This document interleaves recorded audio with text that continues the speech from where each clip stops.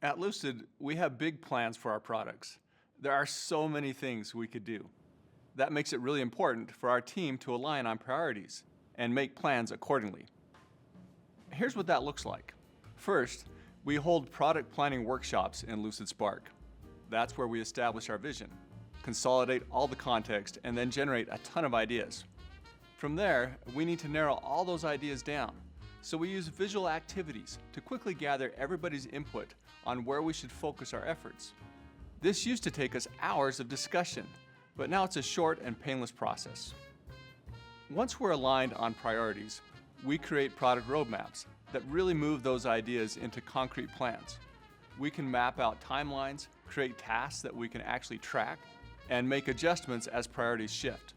And throughout this whole process, stakeholders can see exactly what we're striving for and how we're going to accomplish it.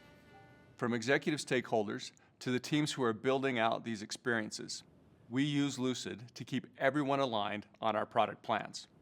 Everyone knows what we're going to build, why we're building it, and exactly how we plan to get it done.